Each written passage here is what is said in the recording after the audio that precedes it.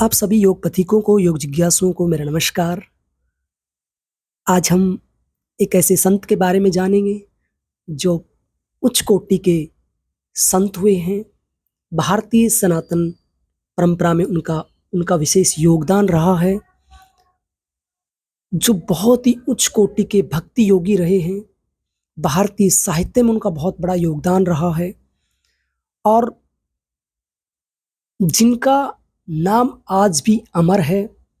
Hindi, history, योग, Hindu studies, भारतीय ज्ञान प्रणाली सभी में उनके जीवन चरित्र को जरूर पढ़ाया जाता है, उनकी बायोग्राफी को जरूर पढ़ाया जाता है। आप जब बचपन में होंगे तब कहीं ना कहीं आपने हिंदी में गोस्वामी तुलसीदास जी के जीवन परिचय के बारे में अवश्य पढ़ा होगा, उनके दोहे अवश्य पढ़े होंगे। तो देखिए, गोस्वामी तुलसीदास जी या संत तुलसीदास जी का नाम आज भी अमर है। वो भारत में ही नहीं बल्कि संपूर्ण विश्व में उनकी ख्याति है, दूर दूर तक फैली हुई है आज भी। और उनका जो साहित्य है वो बहुत ही उच्च कोटि का है, बहुत ही अग्रणी रहा है। गोस्वामी तुलसीदास के जन्म के विषय में भी अनेक मतांतर हैं, अनेक मतभेद हैं। कहा जाता है कि तुलसीदास जी का जन्म 1511 ईस्वी में हुआ था। इनके जन्म के संबंध में एक दोहा प्रसिद्ध है। 1554 विसे काली नंदी के तीर, श्रावण शुक्ला सप्तमी तुलसी धरियो शरीर। तो इसी आधार पर इनके जीवन का अनुमान लगाया जाता है। हालांकि कहते हैं कि जो महान आत्माएं होती हैं, महापुरुष जो होते हैं, वो कम समय के लिए इस धरा पर आते हैं।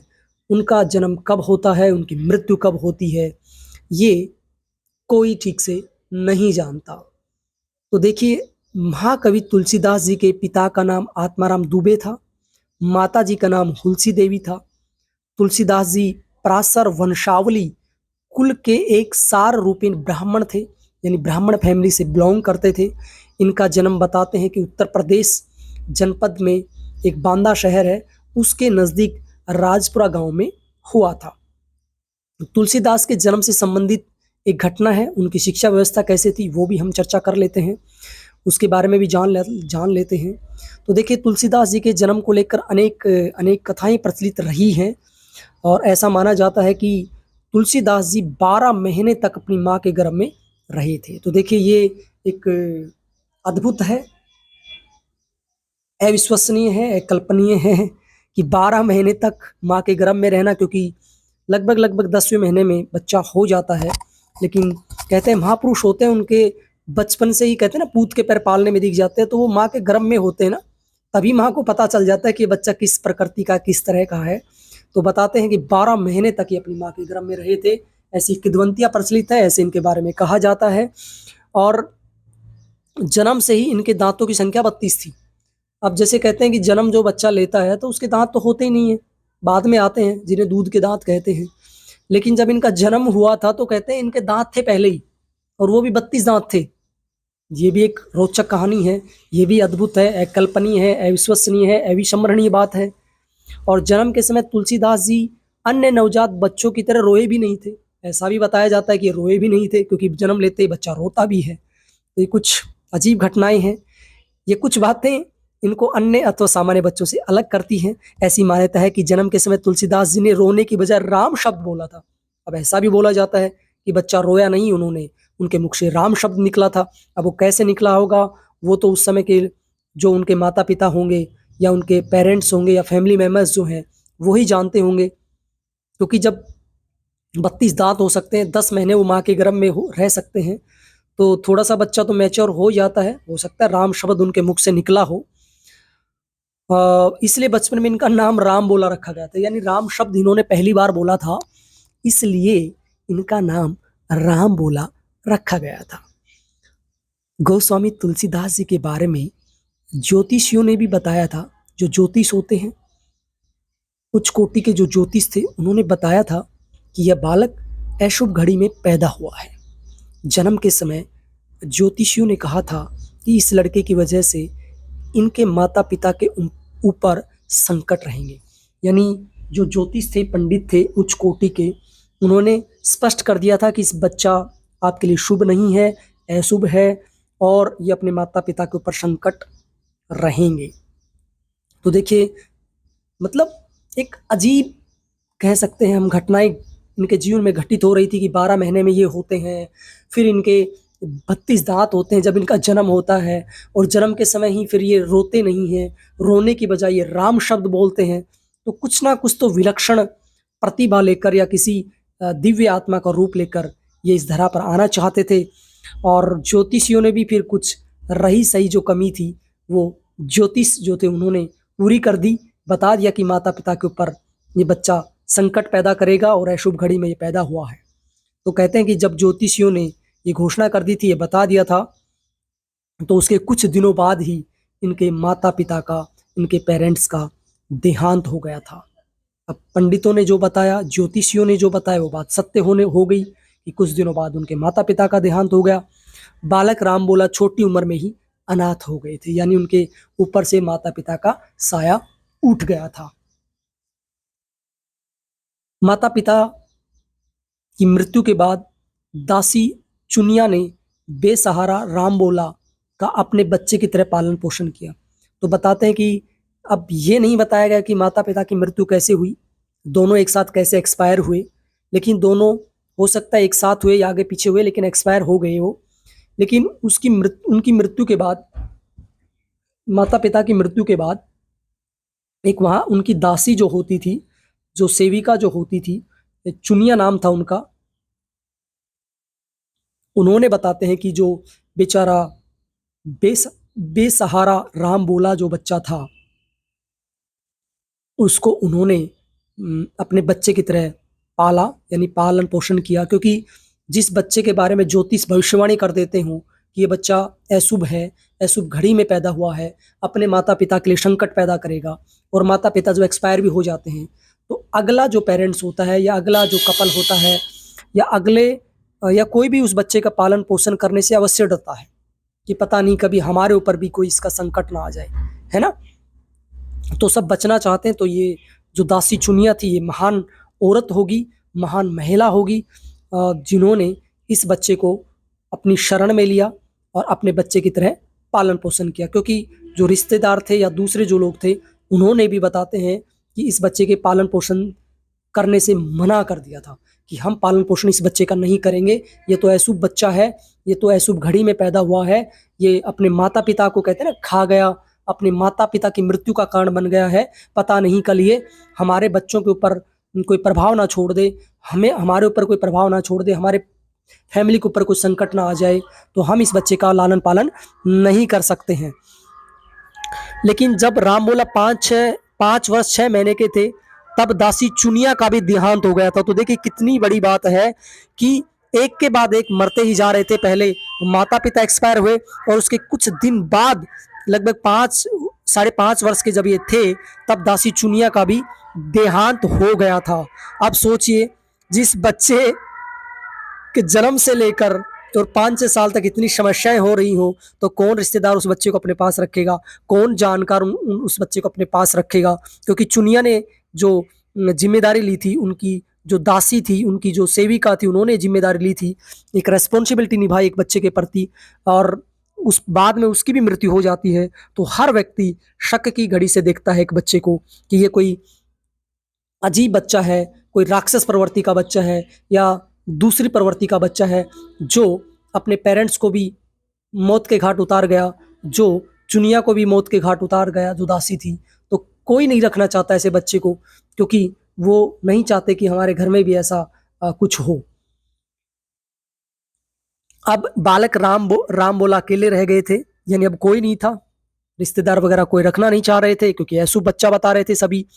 तो बताते हैं कि उस समय मठवासी आदेश पर एक आदेश हुआ मठवासियों का, है ना। ऐसे बच्चे कुछ अलग ही प्रकृति के होते हैं और उनके लिए कोई ना कोई मार्ग भी भगवान निकाल के लाता है, कोई ना कोई मार्ग निकाल देता है। नहीं, अन्यथा हमने सुना है उस जमाने में, उस दौर में अगर बच्चा अशुभ होता है तो उसको बच्चे को भी मार देते थे, है ना। लेकिन देखिए इस बच्चे के लिए कुछ अलग से भगवान एक रास्ता खोजता जा रहा था, एक व्यवस्था बनाता जा रहा था ईश्वर, क्योंकि ये ईश्वरीय अवतार हो सकता है ये बच्चा। तो ये लोग सामान्य लोग नहीं जानते हैं, क्योंकि वो सशरीर इस धरा पर आए थे। तो जब सशरीर इस धरा पर रहते हैं तो हर व्यक्ति नहीं समझ पाता है कि ये किस रूप में आया है ना। तो बताते हैं कि मठवासियों का आदेश हुआ और वैष्णव की तपस्या करने वाले, यानी वैष्णव संप्रदाय से संबंध रखते थे, एक तपस्वी थे, योगी थे, नर हरिदास एक संत थे। उन्होंने राम बोला बालक को अपने आश्रम में रखा, क्योंकि जब कहते हैं ना बच्चा अनाथ हो गया, अब कोई लालन पालन करने वाला नहीं है, तो कोई पास में एक आश्रम था और उस आश्रम में एक संत होते थे राम बोला। उन्होंने उस बच्चे को, क्योंकि छोटा बच्चा था, समझदार तो पूरा नहीं हुआ था, लेकिन ये है कि बच्चा 5.5 साल का बोलने फिरने लग जाता है, घूमने फिरने लग जाता है, अपना काम खुद कुछ करने लग जाता है। तब वो अपने पास आश्रम में लेके गए और उस समय इनका नाम तुलसीदास रखा गया। आश्रम में रहकर तुलसीदास जी ने संस्कृत व्याकरण सहित चारों वेदों का मन लगाकर अध्ययन किया। देखिए वहां पर रहकर उन्होंने मन लगाकर संस्कृत का अध्ययन भी किया, संस्कृत व्याकरण का अध्ययन किया और साथ ही चारों वेदों का अध्ययन किया। इसके बाद तुलसीदास ने प्रमुख भारतीय दर्शनों का भी अध्ययन किया, यानी भारतीय सनातन परंपरा के जो भी प्रमुख ग्रंथ रहे हैं उन सब ग्रंथों का वहां पर रहकर तुलसीदास जी ने अध्ययन किया, क्योंकि वहां पर एक रास्ता मिल गया था, एक जगह मिल गई थी, एक व्यवस्था मिल गई थी। और देखिए रानी जो दासी चुनिया थी, उसके बाद बहुत बड़ा योगदान यानी नरहरि दास जो संत थे, जो आध्यात्मिक गुरु थे, उनका भी रहा है, जिन्होंने एक भटके हुए बच्चे को पनाह दी, आश्रय दिया, अपनी शरण में रखा। ये अपने आप में बहुत बड़ी बात है। तुलसीदास जी ने गुरु शिष्या से वाराणसी आश्रम में उनके सानिध्य में रहकर हिंदी साहित्य का ज्ञान भी प्राप्त किया था। यानी तुलसीदास ने उनके बाद जो शिष्या जो गुरु हैं उनसे वाराणसी में जाकर और हिंदी साहित्य का ज्ञान प्राप्त किया था। गुरु शिष्या भी साहित्य और शास्त्रों में निपुण थे। 16 वर्ष तक शिक्षा ग्रहण करने के बाद तुलसीदास जी वापस अपने गांव राजपुरा लौट आए। देखिए आश्रम में रहे, अलग अलग साहित्य अध्ययन किया और उसके बाद पुनः अपने काम में वापिस आ गए। फिर इसके बाद कहते हैं तुलसीदास समझदार हो गए थे, अनुभवी हो गए थे, ज्ञानी हो गए थे। तो इतने ज्ञानी तो नहीं थे, लेकिन ज्ञानी हो गए थे। उन्हें काफ़ी ज्ञान हो गया था, उन्हें अपने जीवन का आभास हो गया था और उन्हें ये भी पता तो चल ही गया था थोड़ा बहुत तो, कि मैं इस धरा पर किस लिए आया हूँ। तो तुलसीदास के विवाह के बारे में बड़ी प्रचलित कथा है, आपको सुनकर भी हंसी भी आएगी, अच्छा भी लगेगा, मजा भी आएगा, आनंद भी आएगा। तो देखिए तुलसीदास जी ने जो ज्ञान गुरु शिष्या से प्राप्त किया था, उस समय ज्ञान को तुलसीदास जी ने कथाओं और दोहों के माध्यम से घूम घूम कर लोगों तक पहुंचाने का काम भी किया था। यानी जो ज्ञान उन्होंने अपने शिष्या गुरु से प्राप्त किया था, उस ज्ञान को तुलसीदास जी कथाओं के माध्यम से, कहानियों के माध्यम से और दोहों के माध्यम से घूम घूम कर लोगों तक पहुंचाते थे। तो बताते हैं एक बार तुलसीदास जी एक कथा सुना रहे थे, उसी समय पंडित दीनबंधु पाठक इन्हें निहार रहे थे, इन्हें मतलब देख रहे थे। कौन? पंडित दीनबंधु पाठक इन्हें ऑब्जर्व कर रहे थे। कहते हैं ना, निहारना का मतलब ऑब्जर्व करना। इन्हें देख रहे थे कि ये कौन है जो इतना अच्छा प्रचार कर रहा है, इतना अच्छा बोल रहा है, इतना धार्मिक व्यक्ति है, इतना आध्यात्मिक व्यक्ति है, एक संत प्रवृत्ति का व्यक्ति है, जिसको इतना अच्छा ज्ञान है। तो बताते हैं कि पंडित दीनबंधु जो पाठक थे, वो तुलसीदास जी की मंत्र मुग्ध अवस्था को देखकर बहुत प्रभावित हुए और इतने प्रभावित हो गए कि उन्होंने सोचा कि अपनी बेटी के लिए, यानी उनकी जो बेटी थी रत्नावली, उनके लिए सबसे अच्छा सुयोग्य वर जो हो सकता है वो तुलसीदास ही हो सकते हैं, गोस्वामी तुलसीदास ही हो सकते हैं। उन्होंने वहीं पर ही मन में ठान लिया था। उनसे इतने प्रभावित हो गए थे पंडित दीनबंधु तुलसीदास जी से, कि ठान लिया था, सोच लिया था कि जो मेरी बेटी है, मेरी जो पुत्री है, उनका विवाह जो संस्कार है वो तुलसीदास जी के साथ ही करूंगा मैं। और अपने बेटी का विवाह का प्रस्ताव तुरंत ही उसके सामने बिना किसी विलंब के रख दिया। और तुलसीदास जी ने भी यह प्रस्ताव सहर्ष स्वीकार कर लिया। इसके बाद तुलसीदास जी का विवाह रत्नावली जी से पूरे विधि विधान के साथ, पूरे संस्कारों के साथ हो गया था। और तुलसीदास अपनी पत्नी की सुंदरता और बुद्धिमत्ता से विशेष प्रभावित थे। यानी जो इनकी पत्नी रत्नावली थी वो भी विद्वान थी, एक अच्छी विदुषी थी, एक बहुत ही संस्कारित महिला थी। उनकी भी शिक्षा दीक्षा बहुत ही अच्छे ढंग से हुई थी। उनके पिता पंडित थे, वो भी विद्वान थे। तो दीनबंधु जो पंडित अच्छे विद्वान थे, उन्होंने अपनी बेटी को भी अच्छी शिक्षा दी थी, इसलिए वो एक अच्छी विदुषी महिला थी। और इसी वजह से तुलसीदास जी ने भी उन्हें अपनी पत्नी स्वीकार कर लिया। तो बुद्धिमान भी थी और सुंदर भी थी, और उससे तुलसीदास काफ़ी प्रभावित भी थी। और तुलसीदास जी अपनी पत्नी को प्राणों से प्यारी मानते थे और उनके साथ रहते थे, उनसे दूर नहीं जाना चाहते थे।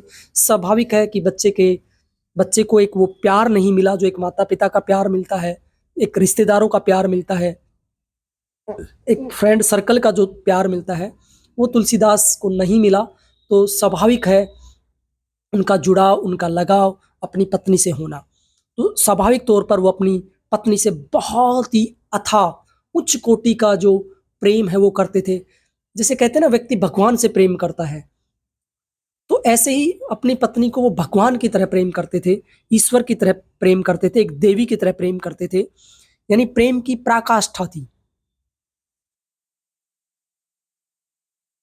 है ना। वो नारद भक्ति सूत्र में प्रेम की परिभाषा दी गई ना, सा तवस्मिन परम प्रेम रूपा।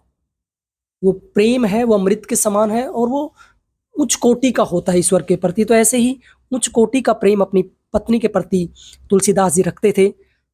एक कहावत भी बड़ी प्रचलित है तुलसीदास जी और रत्नावली जी की, और कहते हैं कि तुलसीदास जी शादी के बाद अपनी प्राण प्यारी पत्नी के मोह में कुछ ज़्यादा ही मोहित हो रहे थे। वो मैं आपको बता ही चुका हूँ। वो उनसे एक क्षण भी दूर नहीं रहना चाहते थे। तो एक बार बताते हैं, तुलसीदास जी की पत्नी मायके चली गई थी, यानी अपने पिता पंडित दीनदयाल के घर चली गई थी। और पत्नी के मायके चले जाने पर तुलसीदास जी एक दिन का भी इंतजार नहीं कर सके और बुरी तरह से विचलित हो गए, व्यथित हो गए, परेशान हो गए, दुखी हो गए। वो रहना नहीं चाहते थे, वो एक पल, एक क्षण भी अपनी पत्नी से दूर नहीं रहना चाहते थे। उसके बिना उनको सारी दुनिया निरर्थक लगती थी। क्यों? क्योंकि मैं बता चुका हूँ आपको पहले कि उनको एक माता पिता का जो प्यार होता है, एक गुरु, माता पिता और दोस्तों का, रिश्तेदारों का जो प्यार होता है, उससे कहीं ना कहीं वो उनके जीवन में अधूरा रहा। और उन्हें जब वो पत्नी मिली, क्योंकि पत्नी बहुत अच्छी थी, विद्वान थी, पूरी सेवा करती थी, पूरी श्रद्धा थी पत्नी की भी अपने पति तुलसीदास के प्रति, इसलिए तुलसीदास का भी अपनी पत्नी के प्रति अथाह मोह था, अथाह लगाव था, सुप्रीम लव था। तो बताते हैं कि जब परेशान, विचलित, दुखी हो जाते हैं, जब कहते हैं कि पत्नी सुबह गई थी घर से, शाम को बुरी हालात हो जाती है और उनके मन में अपनी पत्नी से मिलने की बहुत तीव्र इच्छा हो जाती है। और वो कहते हैं कि साए ही वो घर से निकल पड़े, अंधेरी रात में नदी पार करके अपने ससुराल पहुंच गए। पैदल चले गए होंगे, कुछ दूर ही उनका ससुराल था।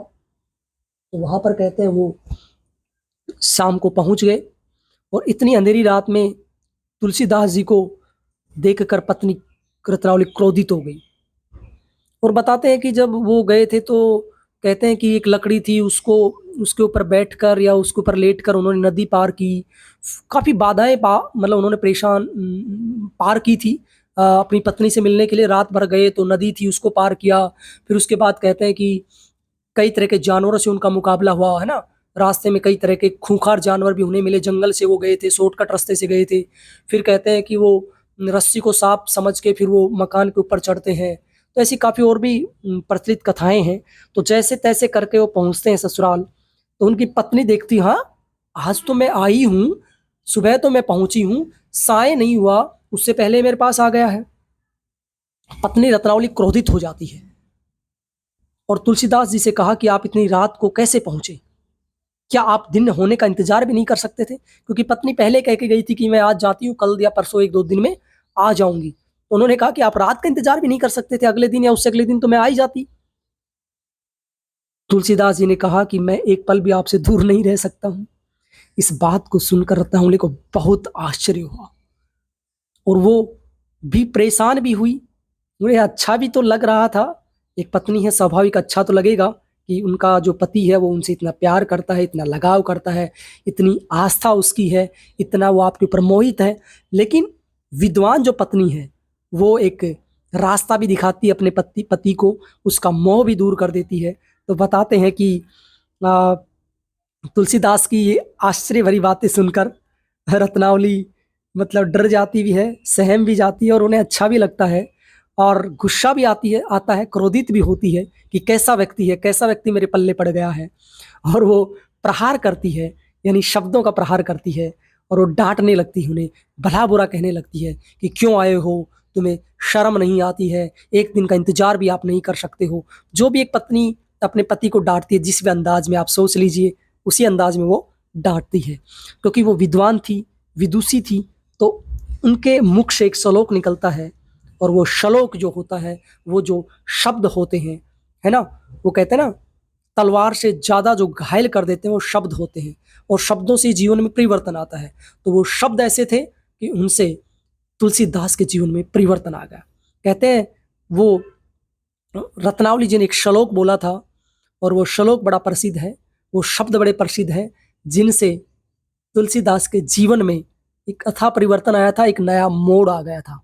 तो कुछ पत्नियां ऐसी भी होनी चाहिए जो पति को सही राह दिखा दें, सही रास्ता दिखा दें, उन्हें विचलित ना करें, उन्हें परेशान ना करें। देखिए कहीं भी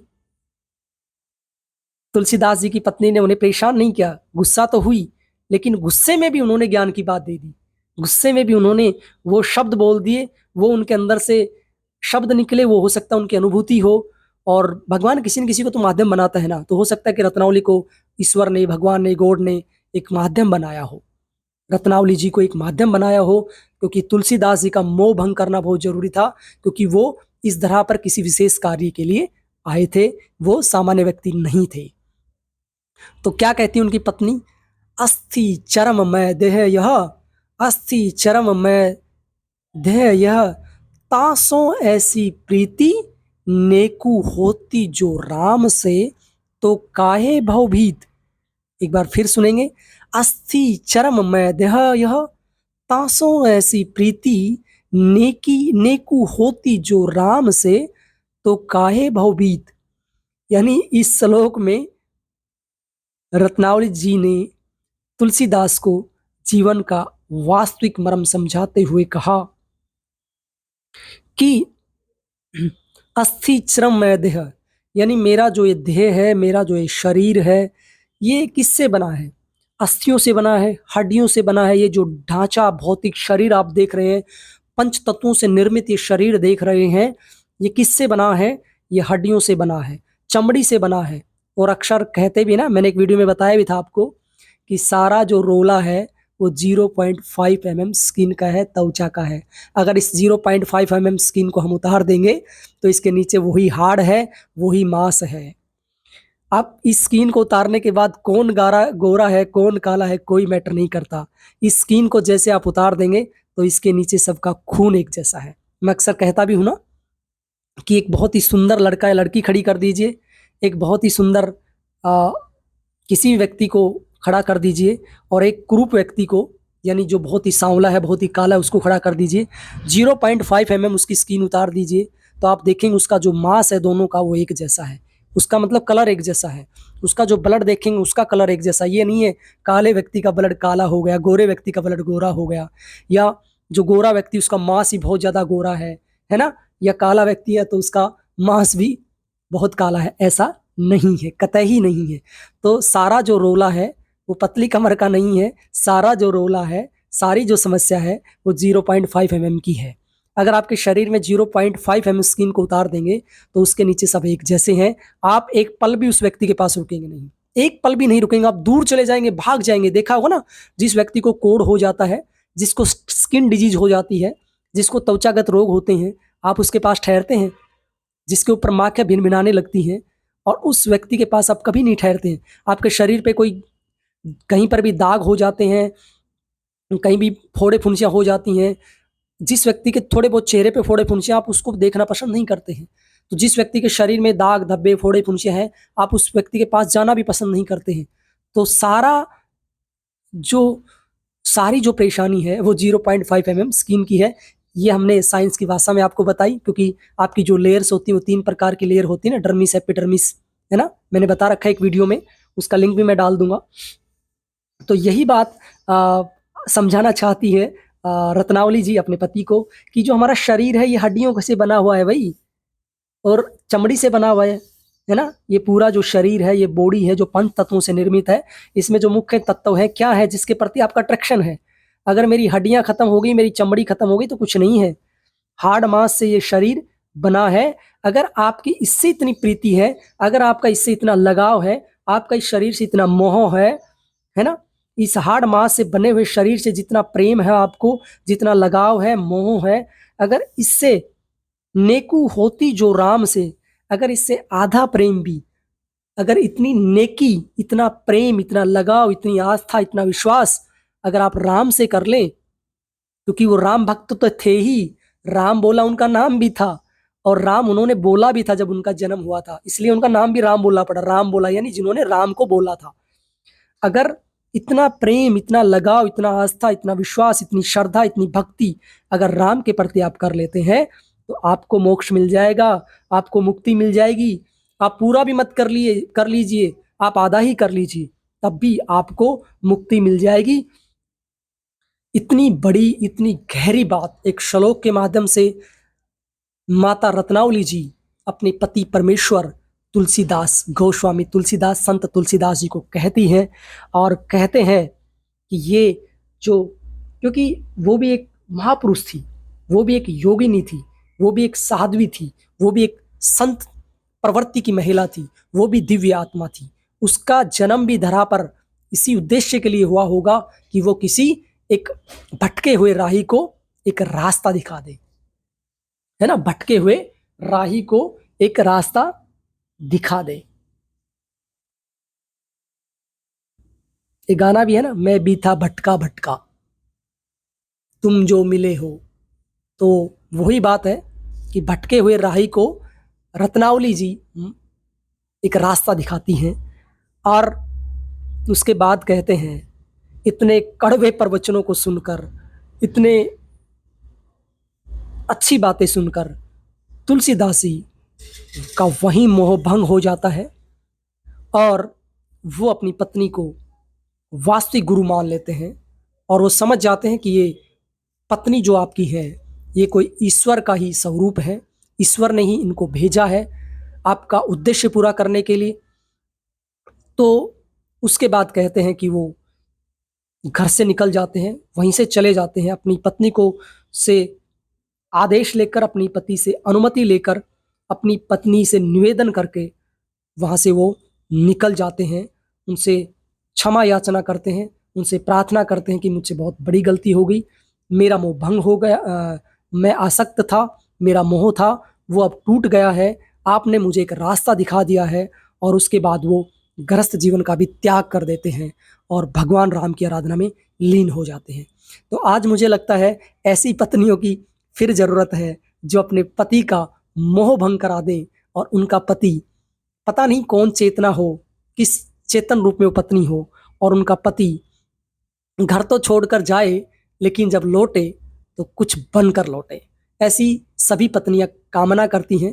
तो लेकिन मैं मजाक कर रहा हूँ, ऐसा मत करना, आप ऐसी डांट फटकार मत लगा देना कि पति सदा के लिए घर छोड़कर चला जाए फिर वो लौट कर ही ना आए। ऐसी ऐसी डांट फटकार मत लगाना, नहीं आप श्लोक सुनाना, लेकिन आप समझा सकते हैं, बता सकते हैं। एक पत्नी की बहुत बड़ी भूमिका होती है, एक पति की भी बहुत बड़ी भूमिका होती है, दोनों मिलकर ही अपनी मंजिल को पा सकते हैं, तय कर सकते हैं। जैसे मैं अक्सर बताता हूँ कि योग वशिष्ठ के अंदर आपने एक संवाद सुना होगा, एक स्टोरी सुनी होगी, एक आख्यान सुना होगा, एक कहानी सुनी होगी रानी चुड़ाला और शिखी ध्वज की। शिखी ध्वज जो राजा होते हैं, रानी चुड़ाला होती है, दोनों मिलकर कैसे योग साधना में लीन होते हैं और फिर कैसे मोक्ष प्राप्त वो कर लेते हैं।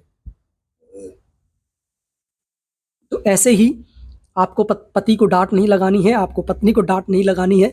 दोनों मिलकर एक योजना बनाएं और उसके आधार पर आगे बढ़ें।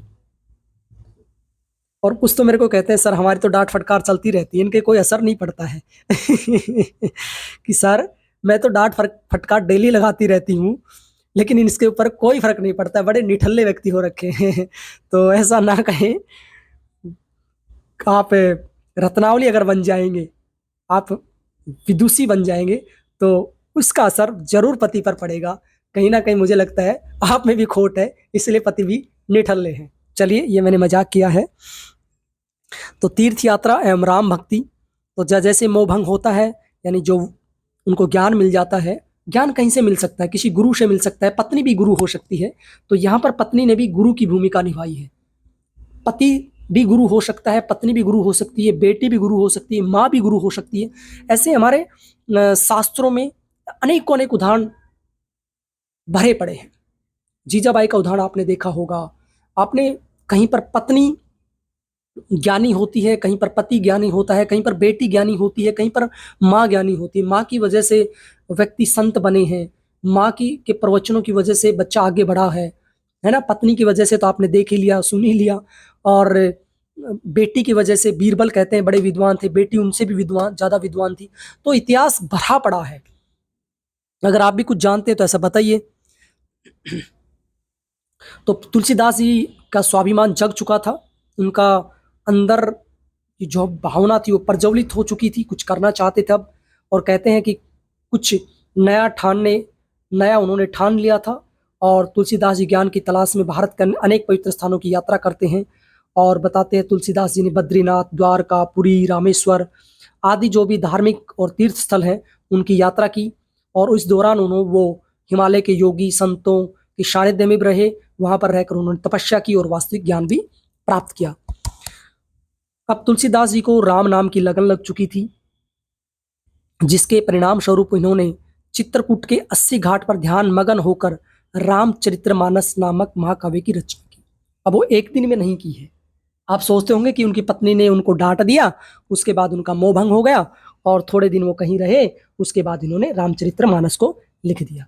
ऐसा नहीं है, क्योंकि वो काफी वर्ष पहले भी गुरुकुल में रहे थे, नरहरिदास जी के साथ रहे थे और शिष्या गुरु से भी उन्होंने ज्ञान प्राप्त किया था।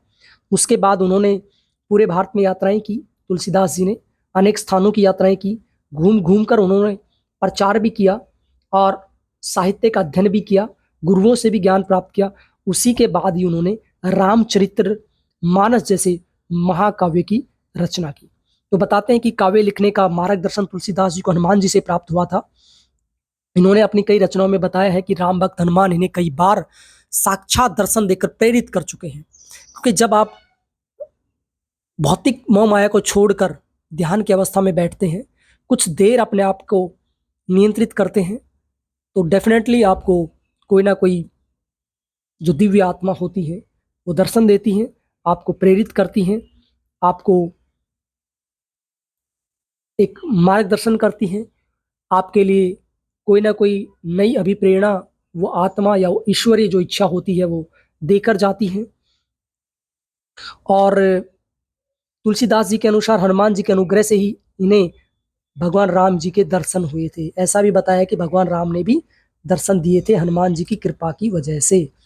और एक बार बताते हैं कि तुलसीदास जी कामदगिरी पर्वत की परिक्रमा करने के लिए गए हुए थे और उसी दौरान तुलसीदास जी ने घोड़े पर बैठे हुए 2 राजकुमारों को देखा था। उस समय तुलसीदास जी समझ नहीं पाए, है ना। कई बार होता है ना कि व्यक्ति समझ नहीं पाता भौतिक शरीर के रूप में। उन्होंने देखा होगा जब वो चीज या चले जा गए दूर या वो घटना घटित हो गई, उसके बाद समझ में आता है। उस समय तुलसीदास जी समझ नहीं पाए, लेकिन इनको बाद में पता चला कि हनुमान की पीठ पर बैठे हुए दोनों राजकुमार कोई और नहीं बल्कि भगवान श्री राम और लक्ष्मण थे। तो देखिए, उन्हें घोड़ा के रूप में दिखाई दिए कि घोड़े के ऊपर 2 व्यक्ति बैठे हुए जा रहे हैं, राम और लक्ष्मण थे वो, लेकिन वो समझ नहीं पाए। बाद में समझ में आया कि वो हनुमान जी के ऊपर बैठे हुए राम और लक्ष्मण थे। इसी घटना का वर्णन इन्होंने अपनी प्रसिद्ध रचना गीतावली में भी किया है। अगले दिन सुबह फिर से तुलसीदास जी की भेंट दोबारा भगवान राम और लक्ष्मण से होती है। एक बार तुलसीदास जी चंदन घिस रहे थे, उसी समय भगवान श्री राम और लक्ष्मण प्रकट हुए और इसके बाद भगवान राम उसी चंदन से तुलसीदास जी को तिलक करते हैं। इसके लिए एक दोहा भी प्रसिद्ध है, यानी बताते हैं कि अगले दिन फिर इन्हें दर्शन हुए थे, और वो दोहा है, चित्तरकूट के घाट पे भई चंदन के भीर, तुलसीदास जी चंदन घिसे तिलक देत देत रघुवीर। यानी तुलसीदास चंदन घिसते रहते हैं और रघुवीर यानी भगवान श्री राम है वो उनके माथे पर तिलक करते हैं। तुलसीदास जी का साहित्यिक योगदान बहुत ही बड़ा रहा है, बहुत ही उच्च कोटि का रहा है, और ये परीक्षा की दृष्टि से भी उपयोगी है। तो बताते हैं कि आज से लगभग 400 वर्ष पूर्व तुलसीदास जी ने अपनी लेखनी चलाई थी, और तुलसीदास जी की रचनाओं पर एक कवि ने बहुत ही खूब पंक्तियां कही हैं कि पश्ये देवस्य काव्यम न मृणोति न जीर्यति, पश्ये देवस्य काव्यम न मृणोति न जीर्यति। यानी देव पुरुष जो होते हैं, महान आत्माएं जो होती हैं, देवताओं के रूप में जो होती हैं, उनका काव्य न कभी मरता है और न ही पुराना होता है। यानी जैसे तुलसीदास मरकर भी अमर है, अजर है, अविनाशी है, जैसे आत्मा अजर अमर अविनाशी होती है, तो तुलसीदास भी अजर अमर अविनाशी है, उनका साहित्य भी अजर अमर और अविनाशी है। वो रचा तब भी था, आज भी है और भविष्य में भी रहेगा। उनका साहित्य कभी पुराना नहीं होता है, वो हमेशा रहने वाला साहित्य है। रामचरित्र मानस तुलसीदास जी का सबसे लोकप्रिय ग्रंथ है। तुलसीदास जी की 12 रचनाएं प्रसिद्ध रही हैं। भाषा के आधार पर इनकी रचनाओं के 2 समूह हैं। ये इंपॉर्टेंट आप नोट कर लीजिए परीक्षा की दृष्टि में, चाहे नेट योग का एग्जाम हो, हिंदू स्टडीज का हो, इंडियन नॉलेज सिस्टम का हो, हिस्ट्री का हो, हिंदी का हो, और भी कोई एग्जाम होता है उनमें जरूर पूछ लिया जाता है। सामान्य जो एग्जाम होते हैं, आप किसी कोई भी एग्जाम, कंपेटिटिव एग्जाम आप देते हैं, जॉब के लिए आप एग्जाम देते हैं, उनमें भी इस तरह के प्रश्न पूछ लिए जाते हैं।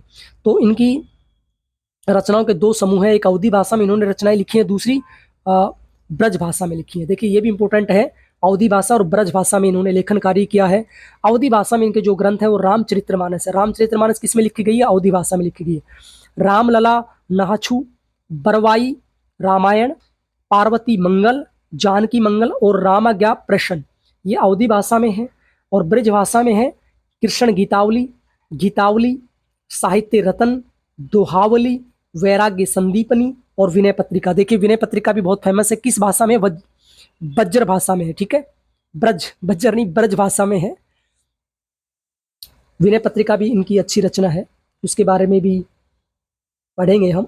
तुलसीदास जी की अन्य रचनाएं जो इनके अतिरिक्त जो है, हनुमान चालीसा, हनुमान अष्टकम, हनुमान बाहुक, तुलसी सतसाई, पार्वती मंगल, दोहावली, संकट मोचन, राम शलाका, झूलना, ये सब इनकी रचनाएं हैं। तो देखिए रामचरितमानस के बारे में हम सामान्य जानकारी जान लेते हैं।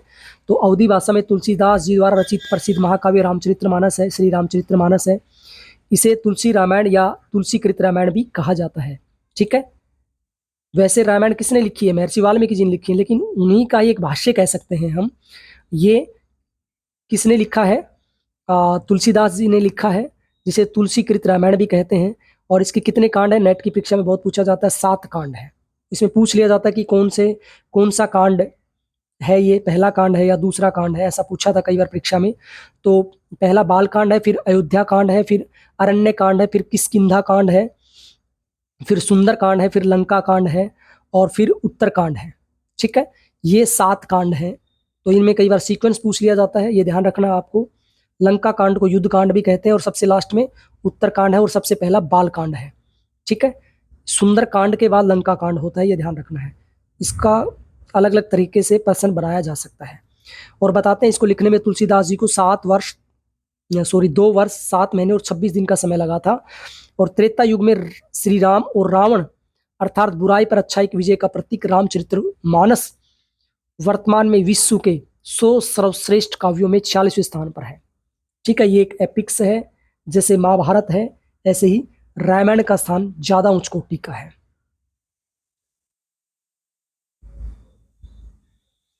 त्रेता युग में जो से राम और रामायण का जो रामायण में वर्णन मिलता है, तो वर्तमान में ये 100 सर्वश्रेष्ठ काव्यों में शामिल है और इसका 46वां स्थान है पूरी दुनिया के। तो देखिए तुलसीदास जी और योग साधना, उनकी योग साधना कैसी थी ये भी हम जान लेते हैं। तुलसीदास जी को महर्षि वाल्मीकि का अवतार भी माना जाता है। ये इंपॉर्टेंट बात है कि महर्षि वाल्मीकि जी का ये अवतार थे। और अनंतानंद महाराज के प्रिय शिष्य, अनंतानंद महाराज के प्रिय शिष्य कौन थे? शिष्य नरहरि बाबा ने ही बालक राम बोला का नाम तुलसीदास रखा था। ये हम पहले भी पढ़ चुके हैं। तो ये अनंतानंद महाराज के शिष्य थे। तो इस परंपरा को भी हम कह सकते हैं, है ना। तुलसीदास जी की जो परंपरा है, अनंतानंद महाराज, फिर उनके शिष्य नरहरि बाबा और उनके शिष्य तुलसीदास जी। तो तुलसीदास जी बचपन से बुद्धिमान भी थे, आध्यात्मिक प्रवृत्ति के तो थे ही। और बताते हैं जब तुलसीदास जी का यज्ञोपवीत संस्कार हो रहा था उस समय बिना किसी से सीखे इन्होंने गायत्री मंत्र का उच्चारण प्रारंभ कर दिया था, जिसे देखकर वहां उपस्थित सभी लोग आश्चर्यचकित हो गए थे, है ना। ये भी एक नई बात है कि बच्चा खुद ही गायत्री मंत्र बोल रहा है। उस समय नरहरि बाबा ने तुलसीदास के भक्ति भाव को देखते हुए राम मंत्र की दीक्षा दी थी। नरहरि बाबा ने तुलसीदास जी को भक्ति योग की प्रेरणा दी थी। भक्ति भाव से योग को सिद्ध करने के लिए तुलसीदास जी लगातार कई घंटों तक ध्यान में बैठते थे। इस दौरान इन्हें जो कुछ भी अनुभव होता था उसे अपनी रचनाओं के माध्यम से मूर्त रूप दे देते थे। तो देखिए, जो भी महान आत्माएं हुई है उनके दिमाग में ऐसे वो चीज़ें अवतरित नहीं होती हैं, वो उन्हें बैठना पड़ता है, उन्हें ध्यान लगाना पड़ता है। और ये पहले भी ध्यान करते थे, बाद में पत्नी की डांट फटकार के बाद, पत्नी से ज्ञान प्राप्त करने के बाद भी ये जब घूमे, गुरुओं की शरण में रहे, तब भी इन्होंने बहुत अच्छी ध्यान साधना और भक्ति साधना की थी, क्योंकि भक्त तो थे ही, भक्ति भाव से थे, ओतप्रोत होते ही थे, कई कई घंटों ध्यान में बैठते थे। और तुलसीदास जी के भक्ति योग में श्रद्धा, समर्पण, प्रेम और विश्वास अत्यंत गूढ़ समन्वय मिलता है, देखने को मिलता है कि कैसे उनमें श्रद्धा है, समर्पण है, प्रेम है, विश्वास है। और साथ ही तुलसीदास जी के भक्ति में दास्य भाव भी स्पष्ट रूप से दिखाई देता है। उनमें एक कहते हैं ना, दास बनकर भक्ति करना, तो भगवान श्री राम के वो दास बनकर भक्ति करना चाहते थे। और गोस्वामी तुलसीदास जी ने तप, संयम, श्रद्धा, विश्वास और प्रेम को भक्ति योग का प्रमुख साधन बताया है। तुलसीदास जी की रचनाओं से पता चलता है कि ये तपस्वी भी थे, संयमी व्यक्ति भी थे, विश्वास भी था इनके अंदर, श्रद्धा भी थी, और प्रेम को भक्ति योग का प्रमुख इन्होंने साधन बताया है। तुलसीदास जी की मृत्यु कहें या मोक्ष कहें, क्योंकि महापुरुषों की मृत्यु नहीं मोक्ष होता है। इन्होंने नश्वर शरीर को कब छोड़ा, तो देखिए बताते हैं कि तुलसीदास जी काशी, वर्तमान जो वाराणसी है,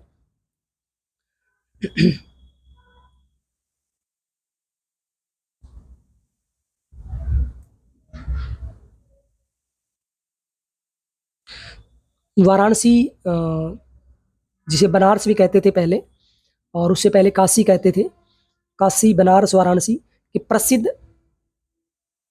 80 घाट पर वो रहते थे।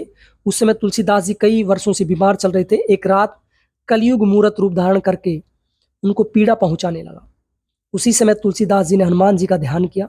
हनुमान जी का साक्षात प्रकट हुए, बताते हैं हनुमान जी उसमें साक्षात प्रकट हुए और इनको प्रार्थना के पद रचने का संदेश दिया। तुलसीदास जी ने हनुमान जी के संदेश को सहज स्वीकार किया और अपनी अंतिम रचना विनय पत्रिका का लेखन किया। ठीक है, विनय पत्रिका जो ब्रज भाषा में लिखी गई है उसका उन्होंने अंतिम समय में लेखन किया था। और वो प्रेरणा कहाँ से मिली थी? हनुमान जी से मिली थी। हनुमान जी का जब इन्होंने ध्यान किया था तो उन्होंने प्रेरणा दी कि आप ये लिख के जाइए, तब उन्होंने विनय पत्रिका की रचना की थी। बहुत इंपॉर्टेंट है, पूछा जाता है विनय पत्रिका किसके द्वारा लिखी गई है। इन्होंने बताया कि भगवान राम ने स्वयं अपने हस्ताक्षर विनय पत्रिका पर किए थे।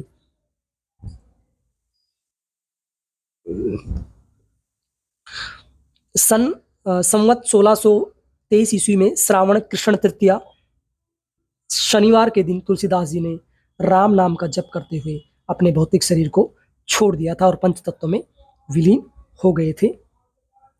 ये प्रेक्षा की दृष्टि से है। इनका नाम है, जन्म है, विक्रमी संवत के साथ भी जन्म दिया गया है ना। बचपन का नाम, पिता माता का नाम, गुरु, और दर्शन इनका वैष्णव दर्शन रहा है। और पत्नी, क्योंकि इनके गुरु का दर्शन भी वैष्णव ही था, और इनकी पत्नी रत्नावली देवी रही हैं। बच्चे, एक बच्चा भी बताते हैं इनको, तारक एक बच्चा था। सम्मान, इनको गोस्वामी भी कहा जाता है, इनको अभिनव वाल्मीकि भी कहा जाता है, इनको वाल्मीकि जी का अवतार भी माना जाता है। कथन इनका है, सिया राम मैं सब जग जानी, करऊं प्रणाम जोगी जुग पानी। और इनकी जो देहासन है या मृत्यु जो है या मोक्ष प्राप्ति है वो 1623 ईस्वी में हो गई थी। तो ये तुलसीदास जी के बारे में था। आपके मन में किसी भी तरह का कोई प्रश्न हो, कुछ बात आप बताना चाहते हो, कुछ आप संदेश देना चाहते हो, आप मुझे कमेंट बॉक्स लिखकर में बता सकते हैं।